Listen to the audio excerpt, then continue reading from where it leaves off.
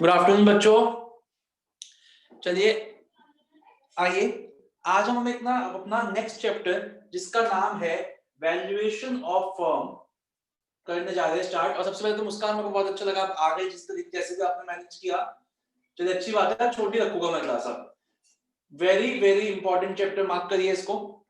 In fact सबसे मतलब इसका क्वेश्चन आता ही आता है, जैसे कैपिटल बजटिंग है वैसे ही आप इसको भी एक इंपॉर्टेंट चैप्टर मान सकते हैं। ठीक है, चलिए तो हम शुरू करते हैं वैल्यूएशन ऑफ फर्म। बच्चों हमारे को इस चैप्टर में 4 लोगों की थ्योरीज करनी है, 4 थ्योरीज हमें करनी है जिनका नाम है net income approach, net operating income approach,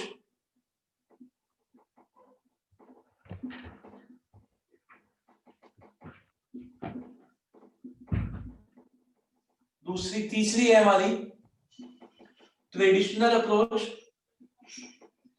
and fourth है हमारी मोदी-गिलानी एंड मिलर अप्रोच। तो ये चारों लोगों मतलब 4 जो थ्योरीज है अलग अलग लोगों ने दी थी, और इनमें क्या था, इन्होंने बताई थी कि एक फर्म अपनी वैल्यूएशन कैसे निकाल सकती है, अपनी कंपनी की उसकी टोटल वैल्यू कैसे निकाल सकती है, मार्केट वैल्यू। तो वो हम इसमें सीखेंगे। जैसे हमें पता ही है बच्चों, जब भी हम कोई भी थ्योरी बनाते हैं तो हमें, चाहे वो इकोनॉमिक्स में हो चाहे वो किसी भी और सब्जेक्ट में हो, कहीं पे भी कोई भी थ्योरीज बनाते हैं तो हमें कुछ एजम्पशंस लेनी पड़ती है। तो वो एजम्पशंस के बिना हम कोई भी थ्योरी नहीं बना सकते। जैसे जैसे इकोनॉमिक्स में आपको पता ही है, इकोनॉमिक्स में एक बहुत बड़ी एजम्पशन लेके चलती है पूरी इकोनॉमिक्स, सेटरिस पेरिबस। मतलब अगर हम एक चीज का इम्पैक्ट देख रहे हैं किसी चीज पर, तो हम ये मान लेते हैं कि और सारी चीजों का कोई इम्पैक्ट नहीं होगा और सारी चीजें कांस्टेंट है। वैसे ही इन चारों थ्योरीज को बनाते वक्त भी कुछ 6-7 एजम्पशंस ली गई थी। पहले ऐसा करते हैं, क्योंकि ये चैप्टर जो है ये थ्योरी के पॉइंट ऑफ व्यू से भी इंपॉर्टेंट है, तो पहले मैं आपको उतना लिखवाता हूँ, फिर हम एक एक थ्योरी को उठाएंगे और उसको करेंगे। आज हम एक ही थ्योरी करेंगे, नेट इनकम अप्रोच। तो आप लोगों ने हेडिंग दी है, नया चैप्टर शुरू किया है, वैल्यू कॉस्ट, इसका नाम लिखिए cost of capital and valuation of firm, cost of capital and valuation of firm. और ये लिखना शुरू करते हैं इसके बारे में।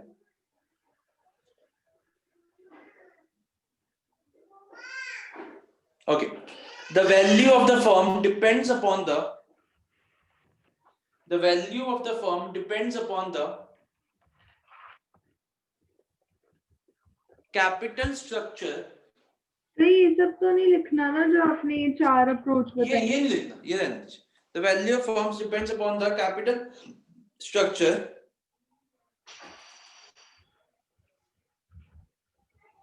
of the firm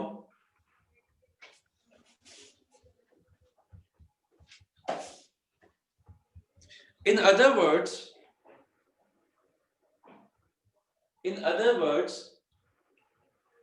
the debt equity ratio of the firm, the debt equity ratio of the firm, the debt equity ratio of the firm affects the value of the firm।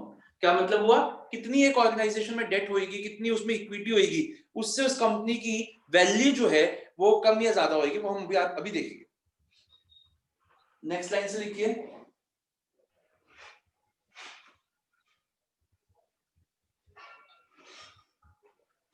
various theories that explain the value of firm are as follows। various theories that explain the value of firm are as follows। अब नाम लिखिएगा, ये net income, net operating income, इनके आगे लिखते भी रहिए, NI approach, NOI approach. Third के आगे लिखिए ट्रेडिशनल, नहीं इसका पूरा नाम लिखिए ट्रेडिशनल अप्रोच। एंड फोर्थ का पूरा नाम लिखिए Modigliani and Miller approach. तो ये क्या है, ऑप्ट अप्रोच? ऑप नहीं है, नेट ऑपरेटिंग इनकम अप्रोच। यार एक ही है। हाँ ये एक है net income approach, second net operating income approach, अच्छा third traditional approach, fourth MM approach.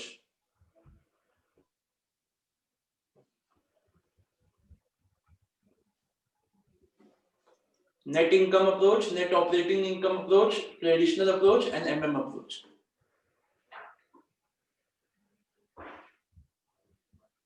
Okay, अब आप नीचे एक हेडिंग बनाइए, sub heading general assumptions of these theories।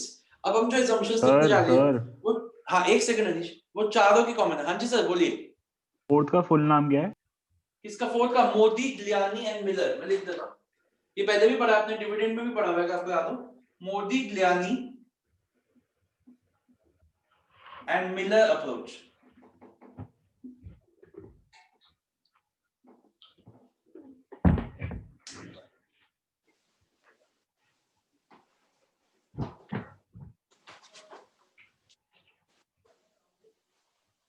नीचे एक सब हेडिंग बनाइए, general assumptions of these theories.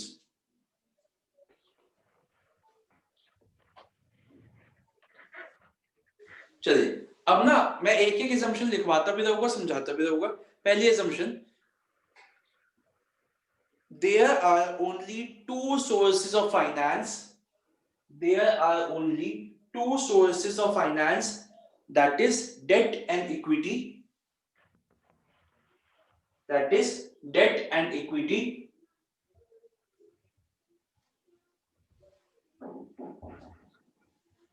इसी को कंटिन्यू करिए, full stop. In other words, no preference share capital is available. In other words, no preference share capital and retained earnings are available.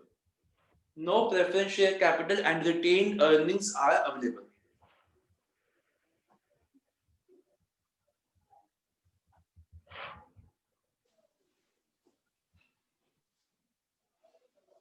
मतलब क्या हुआ कि जो भी कंपनीज है वो दो ही सोर्स ऑफ फाइनेंस का बिजनेस कर सकती है, या तो डिबेंचर्स होएगी, डेट होएगी, लोन होएगा, या फिर होएगी इक्विटी। ना कोई प्रेफरेंस शेयर्स है, ना कोई रिटेन्ड अर्निंग्स है।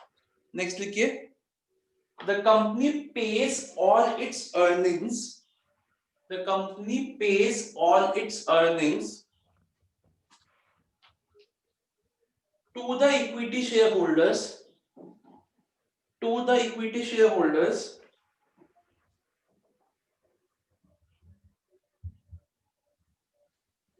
to the equity shareholders after the payment of interest on debt, after the payment of interest on debt। अब इसका क्या मतलब हुआ कि जितना भी फर्म कमाती है उसमें से इंटरेस्ट देने के बाद, सब कुछ देने के बाद जो बचता है वो सारा का सारा इक्विटी शेयर होल्डर्स में बांट देती है। इसका मतलब कोई भी रिटेन्ड अर्निंग्स नहीं है, जो हमने अभी ऊपर लिखा, कोई भी रिटेन्ड अर्निंग्स नहीं है। तो after the payment of interest on debt, if any, full stop, in other words there are no retained earnings।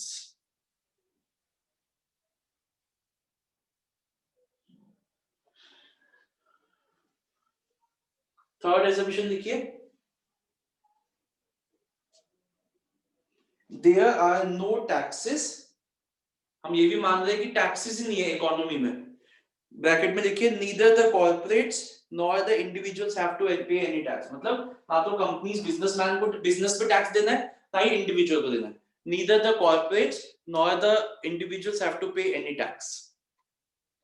ये जो assumption है, ये हम अपनी पहली तीन थ्योरीज को के लिए लगाएंगे। फोर्थ थ्योरी को हम दो पार्ट्स में करेंगे, with this assumption, without this assumption। तो बेसिकली हम चारों थ्योरीज को बिना टैक्स के करेंगे कि टैक्स है ही नहीं, बट एमएम अप्रोच में एक बार टैक्स भी लेके आएंगे। फोर्थ assumption लिखिए, कंपनीज मतलब assumption क्या कह रही है, पहले मैं आपको समझाता हूं कि कोई ग्रोथ नहीं है। एक बार जैसे कंपनी का जो सेटअप हो चुका वही चले जा रही है। The companies assets are given and will remain constant। The company's assets will be given and and will remain constant, that is no growth।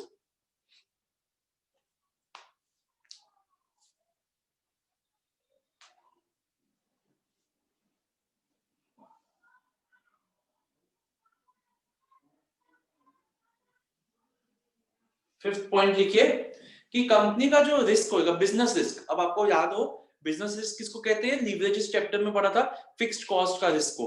तो business risk will always be given and will be constant, मतलब fixed cost भी बार बार change नहीं होगी। तो fifth point लिखिए, business risk will always remain constant.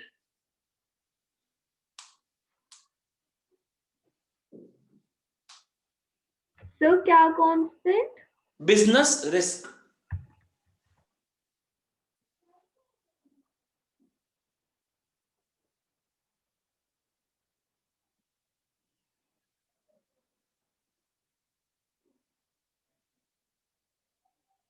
Sixth point लिखिए बच्चों, जो कम पहले बताता हूँ, जो EBIT होता है, earnings before interest and taxes, वो हमेशा दे रखा होगा, कांस्टेंट रहेगा, वो भी चेंज नहीं होगा, क्योंकि ग्रोथ ही नहीं है तो वो चेंज कहां से हो जाएगा। तो लिखिए EBIT, ब्रैकेट में लिखिए नेट ऑपरेटिंग प्रॉफिट्स। EBIT को नेट ऑपरेटिंग प्रॉफिट्स भी कहा जाता है। EBIT net operating profits are given and will always remain constant, are given and will always remain constant। and last assumption लिखेंगे,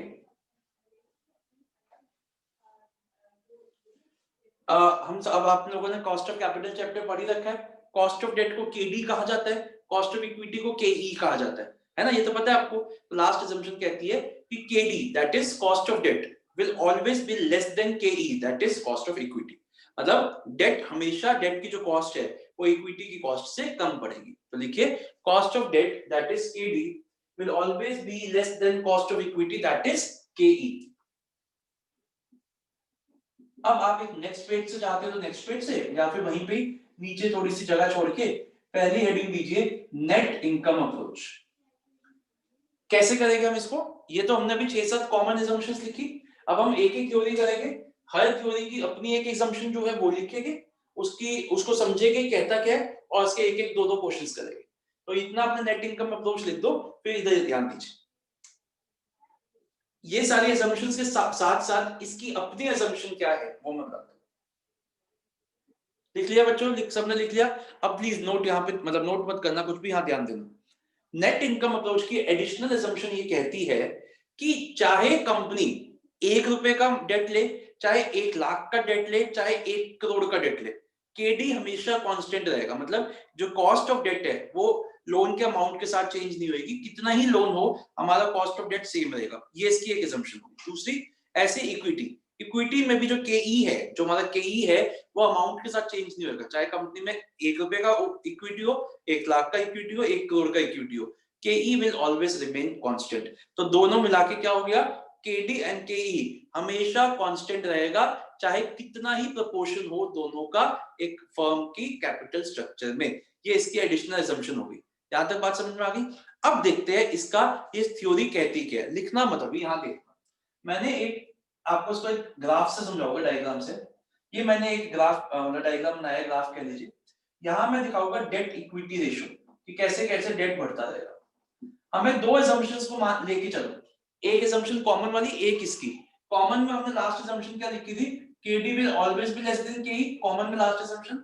और एक हमने अभी लिखी है, KD and KE will always remain constant.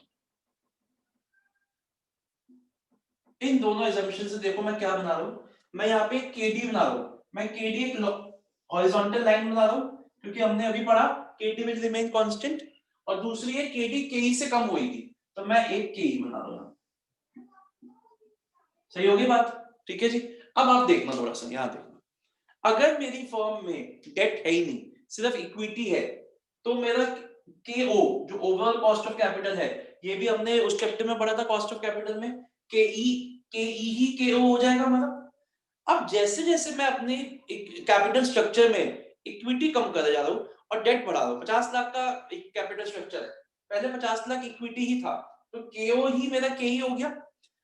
अब क्या है कि मैं जैसे जैसे इक्विटी बढ़ा रहा हूँ, मुझे पता है, सॉरी डेट बढ़ा रहा हूँ, मुझे पता है डेट सस्ता है और इक्विटी महंगा है, मैं सस्ती चीज बढ़ा रहा हूँ। तो मुझको बताइए ओवरऑल कॉस्ट ऑफ कैपिटल आपका कम होएगा कि ज्यादा होएगा, सोच के बताइए। आपको टोटल कैपिटल है, आप टोटल कैपिटल डेट और इक्विटी से कंप्राइज हो रही है। अब सबसे पहले हमने इक्विटी ले लिया, सारा इक्विटी है, तो इसका मतलब क्या हुआ, जो इक्विटी की कॉस्ट है वही ओवरऑल कॉस्ट होगी। अब धीरे धीरे मैं डेट बढ़ा रहा हूँ, अब मुझे पता है डेट इक्विटी से कम है, मुझे ये पता है। तो एक बात बताइए, जो सस्ती चीज है मैं उसको बढ़ा रहा हूँ, जो महंगी चीज है मैं उसको कम कर रहा हूँ, तो average overall cost of capital केओ इन दोनों का एवरेज होता है, वो कहां पे लाई करेगी, वो इन दोनों के बीच में लाई करेगी, या इसके ऊपर चली जाएगी, या इसके नीचे आ जाएगी, कैसे होगा बताइए मेरे को। केओ कैसी होनी चाहिए, कौन सी लाइन होनी चाहिए केओ, क्या मैं ऐसे बना सकता हूँ केओ?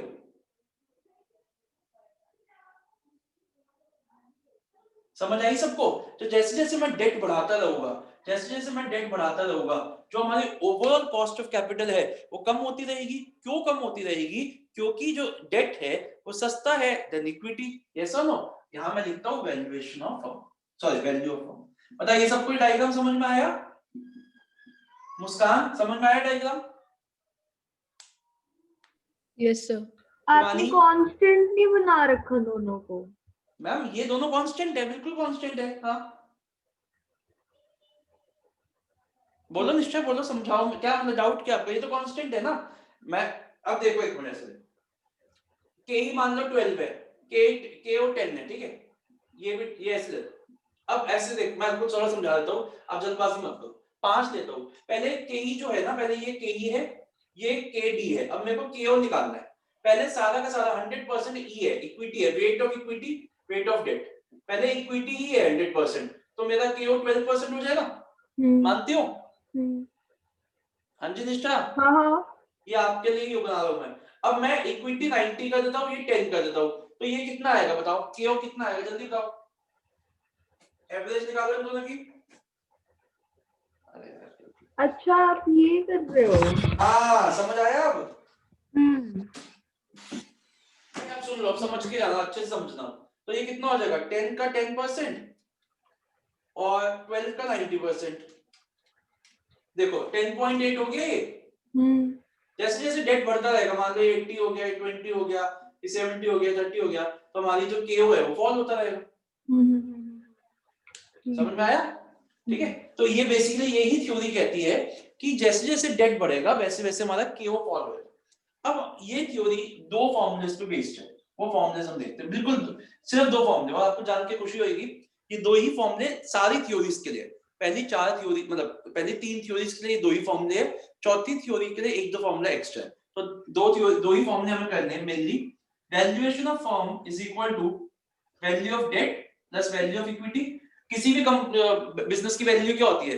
जो उसके कैपिटल की वैल्यू होती है, हमारी कैपिटल डेट और इक्विटी से जुड़ी हुई है। अब मैं वैल्यू ऑफ डेट निकालता हूँ। ये सारा फॉर्मूला मैंने कॉस्ट ऑफ कैपिटल चैप्टर से निकाले हुए।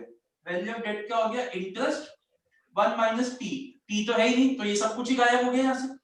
टी तो हमने मान के चले है ही नहीं, अपॉन के D plus EBIT minus interest upon के ई। ये हो गई हमारी वैल्यूएशन ऑफ फर्म, ये हमारी वैल्यू ऑफ फर्म हो गई। और दूसरा फॉर्मूला वैल्यू ऑफ फर्म का क्या हो गया? EBIT upon KO. तो देखो बच्चों, सबसे पहले हम ये फॉर्मूला लगाएंगे। हमारे को इंटरेस्ट क्वेश्चन में दे रखा होगा, केडी दे रखा होगा और केई दे रखा होगा। हम ये फॉर्मूला लगाएंगे और अपनी वैल्यू ऑफ फर्म निकाल लेंगे। फिर इस वैल्यू ऑफ फर्म के फॉर्मूले को यहाँ डाल के, वैल्यू को डाल के, ईबीआईटी हमें दे रखा होगा, हम केओ निकाल लेंगे। जिस भी लेवल पे अलग अलग लेवल्स पे हमें पूछेगा, तो जिस भी लेवल पे केओ सबसे लीस्ट आएगा वो हमारा ऑप्टिमल कैपिटल स्ट्रक्चर होएगा कि हमें इतना इतना डेट इक्विटी अपना रखना चाहिए as per the net income approach. बताइए समझ में आ गया? सारा फॉर्मूले समझ में आ गए दोनों? वैसे क्या होता है केओ का फॉर्मूला? किसका? केओ का यही फॉर्मूला है बस? केओ का? हाँ केओ इससे निकलेगा, केओ का यही फॉर्मूला है बिल्कुल। वैसे केओ आप इससे भी निकाल सकती हो, सेम आएगा आंसर। ये कैसे हमने उसमें सीखा था ना कॉस्ट ऑफ कैपिटल में। केओ का फॉर्मूला क्या होता है कॉस्ट ऑफ कैपिटल में? WD into KD plus WE into KE। याद करो वैक का, याद आया किस बच्चों? ये जो फॉर्मूला हमने सीखा था, ये एक ही चीज निकली। देखिए ये formula cost of capital chapter का था, ये हमारा वैल्यूएशन ऑफ फर्म। समझ में आ गया? अब ऐसा करते हैं, पहले मैं आपको इसकी थोड़ी सी थ्योरी, डायग्राम और फॉर्मूला लिखवाता हूँ, फिर इसके 2 या 3 क्वेश्चन है, बस वही करेंगे, एक एक थ्योरी करेंगे। छोटा क्लास छोटी रख के मैं आज 2 करवा सकता हूँ, लेकिन मैं नहीं कर पाऊंगा, एक थ्योरी एक दिन। ठीक है, चलिए अब आप लिखिए एडिशनल। हाँ बोलो। केओ और एमपीएस का क्या रिलेशन है? कोई किसका? रिलेशन? केओ और एमपीएस है कोई रिलेशन? एमपीएस क्या का कोई रिलेशन है? एमपीएस का केओ और एमपीएस? हाँ नहीं, एमपीएस का तो कोई रिलेशन इसमें तो नहीं है, एटलीस्ट आगे थ्योरीज में होगा, इसमें तो नहीं है। ठीक है, ओके चलिए अब आप लिखिए एडिशनल, जैसे आपने हेडिंग दी ना नेट इनकम अप्रोच, उसके नीचे लिखिए एडिशनल असम्पशन, जो हम इस थ्योरी की असम्पशन है, ये सिर्फ इस थ्योरी के लिए और किसी के लिए नहीं। लिखिए KD and KE will remain constant, KD and KE will remain constant for all the levels of leverage, for all the levels of leverage। all the levels of leverage का क्या मतलब हुआ? जितना डेट हो चाहे कितना इक्विटी हो, constant रहेगी। लीवरेज का मतलब आपको पता ही है, debt, use of debt is known as leverage. Bracket में लिखिए that is debt equity ratio. अब आप एक दूसरी सब हेडिंग बनाइए थ्योरी के अंदर नीचे, मेन प्रपोजिशन। इस थ्योरी ने प्रपोज क्या किया था, मेन प्रपोजिशन। और आपका जैसे एक पेज है ना उसमें, हाँ बेटा सेकंड ये केडी केई विल रिमेन कांस्टेंट। हाँ, एक ही थ्योरी, एक ही असम्पशन है इसकी, KD and KE will remain constant for all the levels of leverage. ठीक है। हाँ, एक ही है इसकी असम्पशन, ठीक है। अब बच्चों आप जैसे अपने मेन प्रपोजिशन लिखा ना पेज में, तो राइट साइड में डायग्राम बना लीजिए। जैसे ये पेज है आपका, ये पेज है ना आपका, तो राइट साइड में आप ये डायग्राम बनाइए। मैं यहाँ पे आपका इसका वो लिखा होगा टेक्स्ट, ये डायग्राम बनाइए।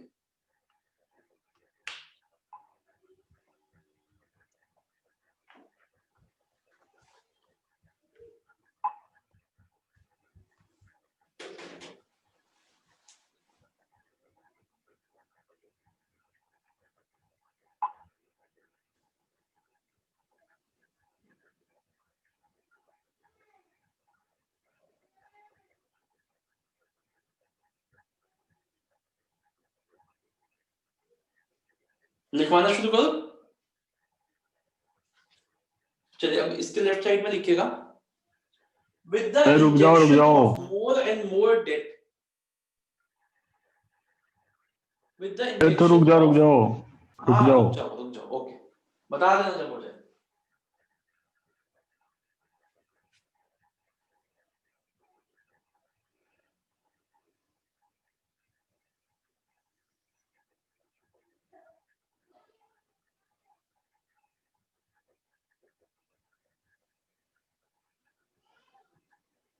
चलिए अब बोलूं, लिखिए, with the injection of more and more debt in the capital structure,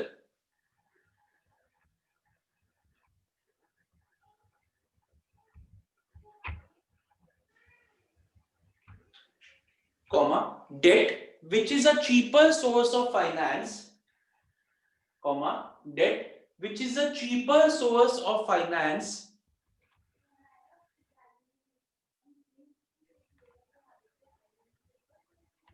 gains a higher weight,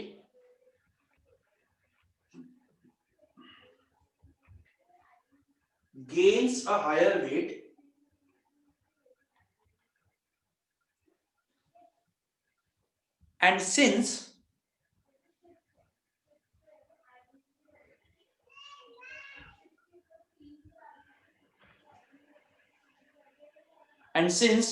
KD and KE remain constant for all the levels of leverage, and since KD and KE remain constant for all the levels of leverage,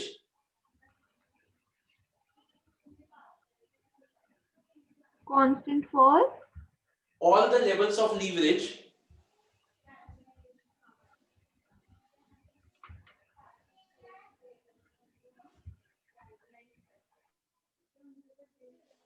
and KD being less than KE, and KD being less than KE, KD being less than KE, comma, KO will fall, KO will fall, KO will fall, leading to increasing in the value of firm, leading to increase in the value of firm.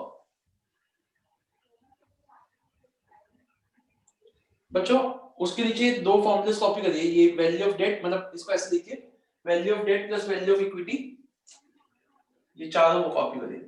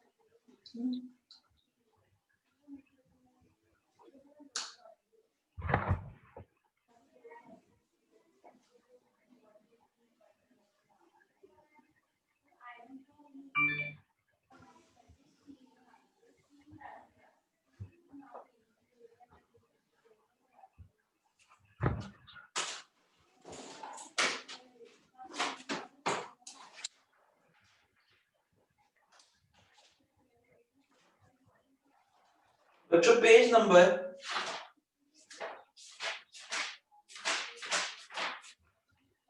182 पे आइए,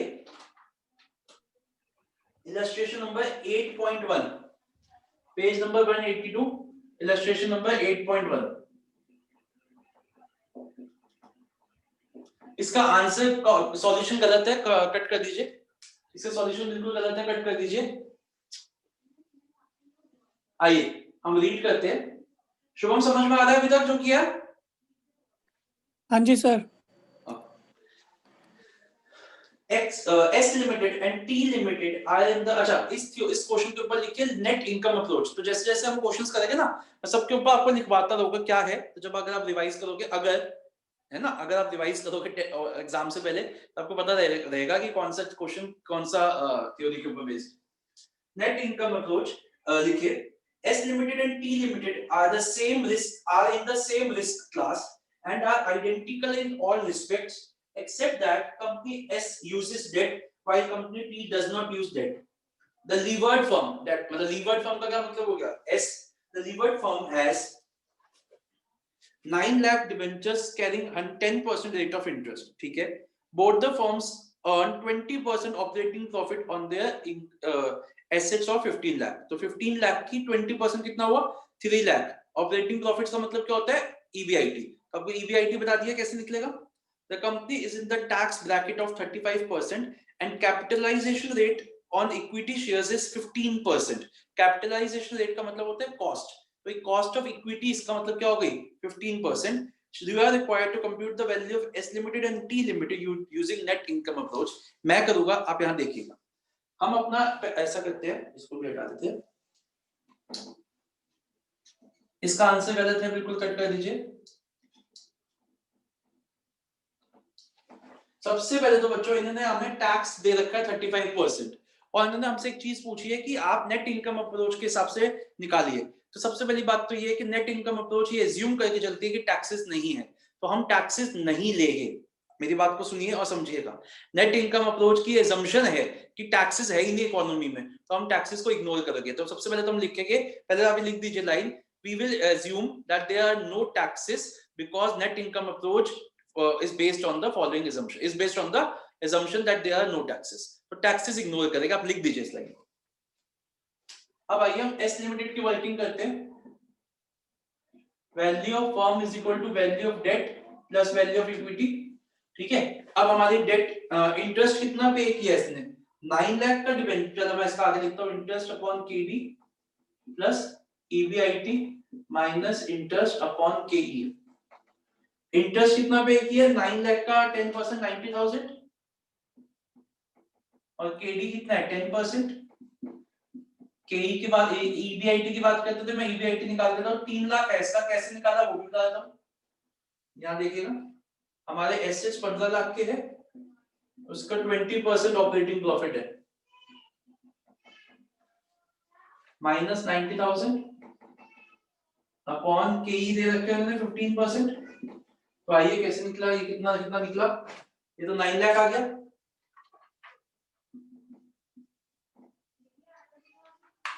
और ये कितना हो गया?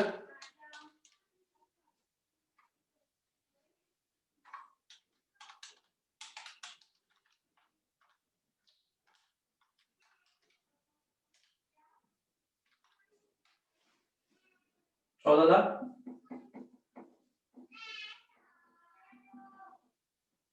तो ये कितना हो गया हमारा? 23 लाख। 23। ठीक है जी, ये हमारी वैल्यू फॉर्म आ गई। अब हम केओ भी निकाल लेते हैं इसका, हालांकि मांगा नहीं है लेकिन चलो निकाल देते हैं, कोई बात नहीं। Valuation of firm is equal to EBIT upon KO. तो KO is equal to EBIT upon valuation of firm. ठीक है, ईबीआईटी कितना था? 3 लाख डिवाइड बाय 23 लाख।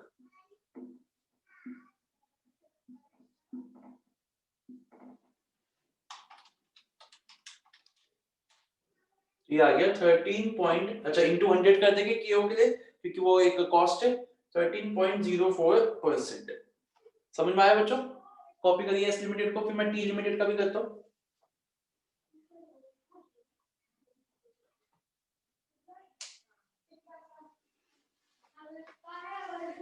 समझ में आया सबको? हर्षिता समझ आया? Yes, sir. चलिए अब टी लिमिटेड का करता हूं।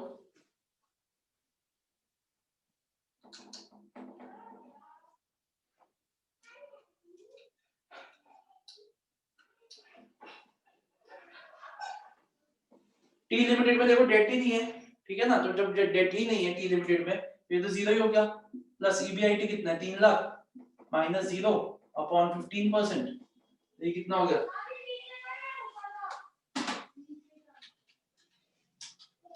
ये आ गया 20 लाख।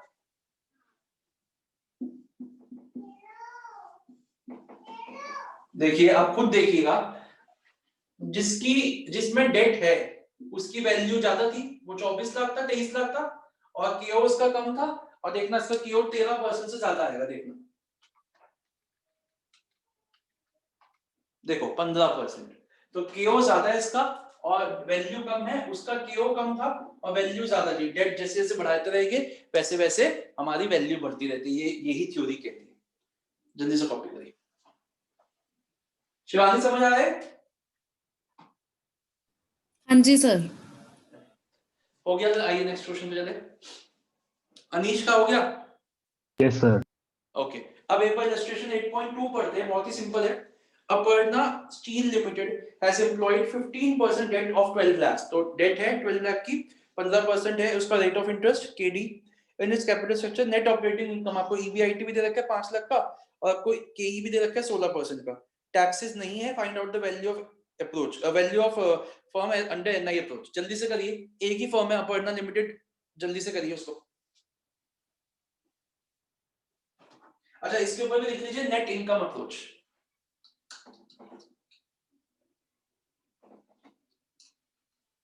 निशा समझ में आ रहा है? Yes, sir. तो इंटरेस्ट कितना हो गया 12 लाख का 15%, 1,80,000। केडी दे रखा है हमें 15%, ईबीआईटी दे रखा है 5 लाख माइनस 1,80,000 अपॉन 16%।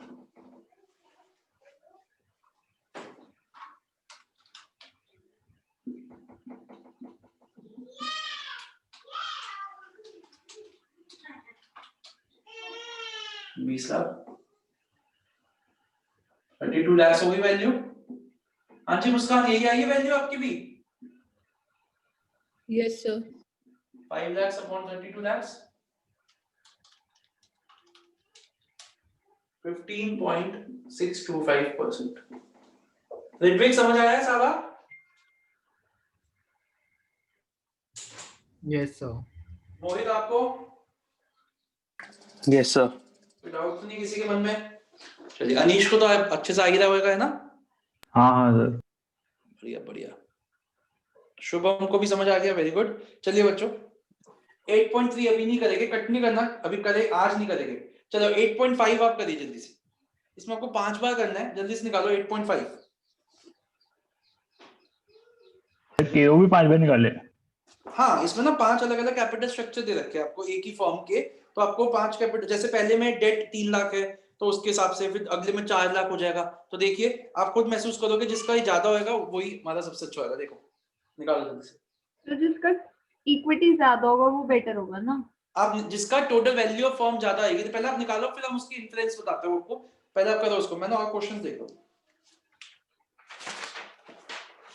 ऐसे आज आपके लिए लास्ट ही है, चलो आप भी खुश रहो।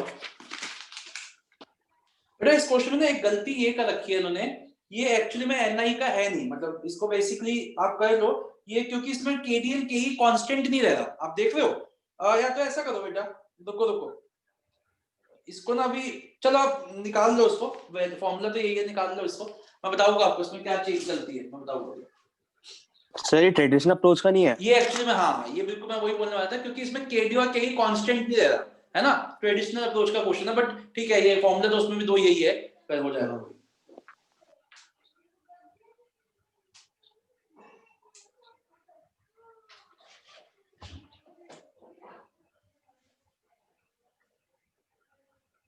इसको आप 5 अलग अलग क्वेश्चंस करके समझ के करो जल्दी से।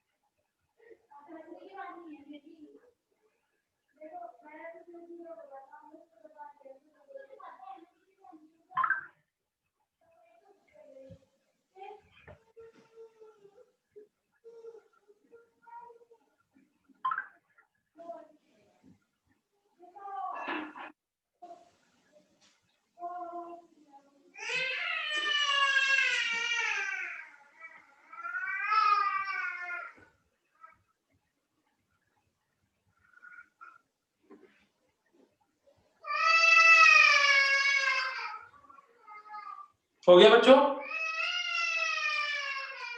नहीं सर। जल्दी जल्दी करो।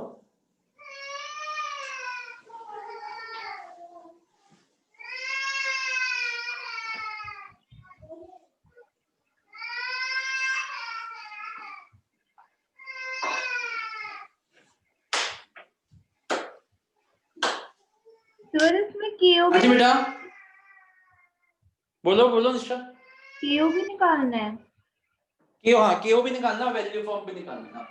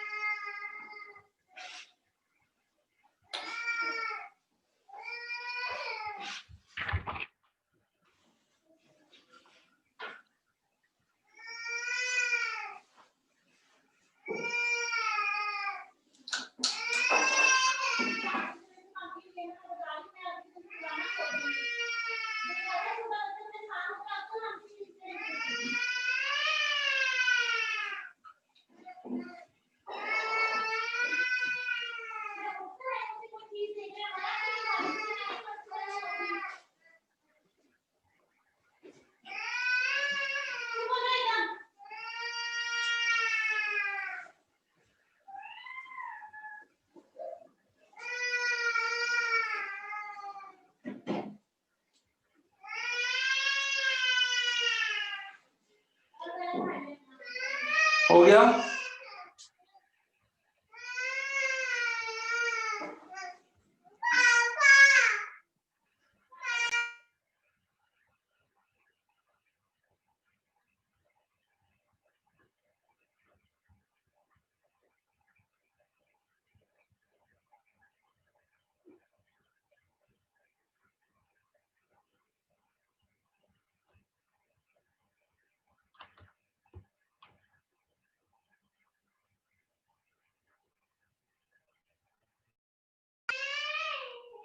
चलिए बच्चों, हो गया?